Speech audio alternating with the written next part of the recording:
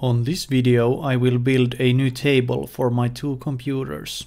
I actually really hate the tables I have now. They are just plain white with non-paired legs and I'm not a fan of the gap between them. My friends probably know that I'm a huge fan of a band called Arch Enemy. But if you saw me in the street, you wouldn't have any idea that I like the band. Or, well, maybe it's somewhat obvious actually. So why am I telling you this? Well, when I was thinking what kind of table I will build, I came up with the idea to somehow include Arch Enemy logo to this one. More on that later. While watching me milling the wood, for anyone not familiar of the band and you like melodic death metal with amazing lead singer, check out the band, you might be surprised. I do recommend trying them out. So what's my plan with this table then? I decided to use ash, and like any build, it starts with milling the wood. The more interesting part comes after, where I will try something I have never done before. I actually managed to break one Dremel on that face, but luckily it still had warranty, so I didn't need to pay for the new one.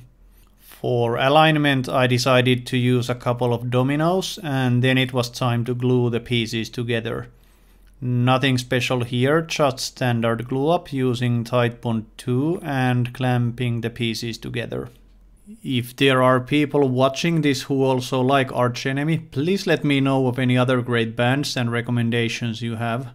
My most played bands in Spotify are probably Arch Enemy, Amon Amarth, Lorna Shore, Swallow the Sun, Seven Spires, and many similar bands, but I'm happy to hear of any other great bands out there, so please comment.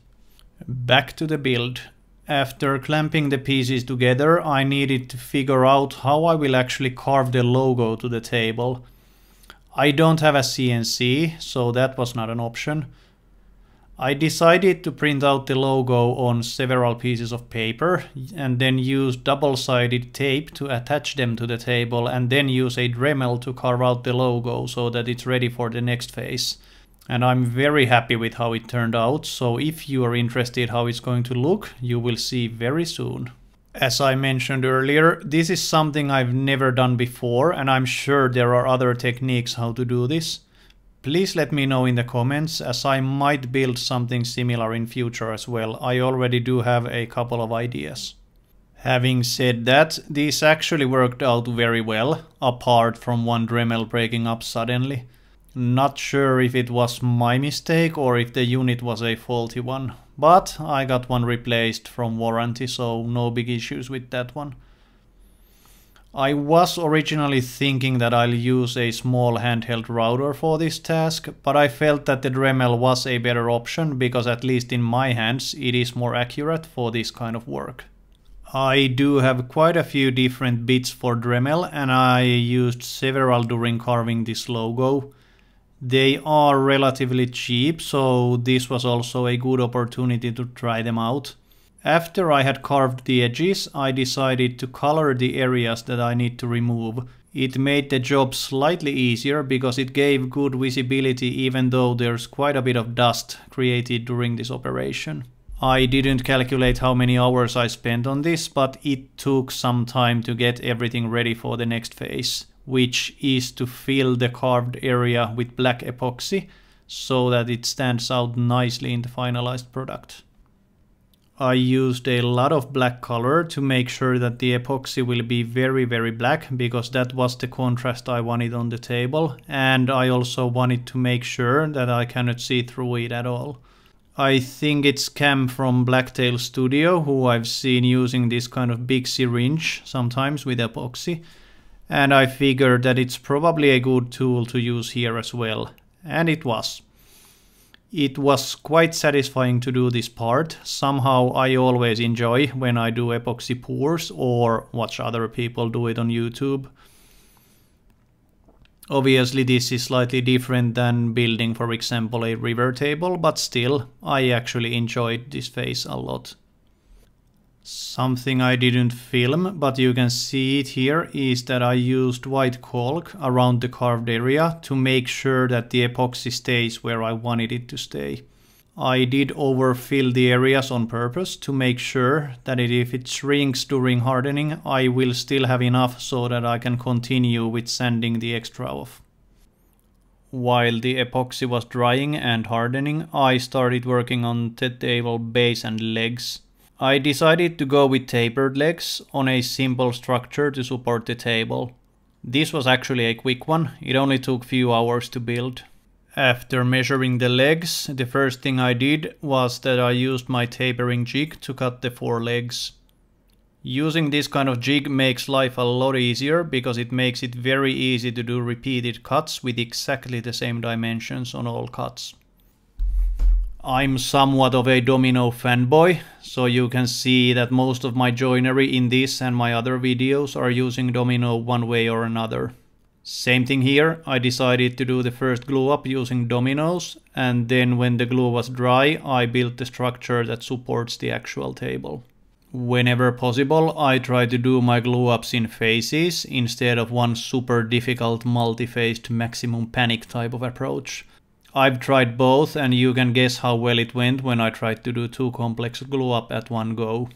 So that's why I decided here to do this in phases as well. I guess we all learn by doing. So while that glue was drying, I built the actual structure, and as you can see, it's a fairly simple one. But it's a design that works and I like the way it looks and supports the table. As I mentioned earlier, I use dominoes a lot, so it shouldn't be a surprise to see them used here as well. But it makes this part a lot easier because trying to clamp these long pieces together without support from dominoes or dowels or biscuits would be very difficult. And as I have the domino and it's super simple to use, it was the obvious choice for me. I don't often use my pipe clamps, but I was sure happy that I had them for this part.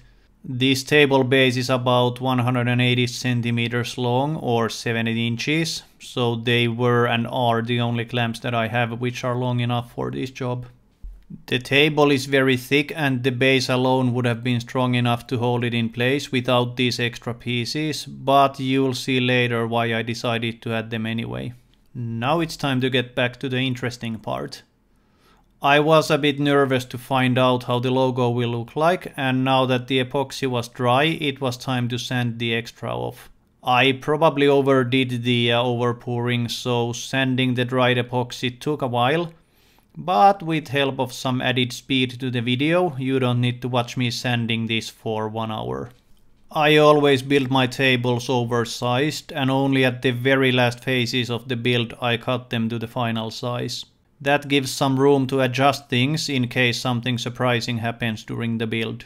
This build actually went very smoothly, and this was the moment when I decided to cut the table to its final dimensions. I usually don't decide in early phases if I'll go with round over or tapered edges or something else.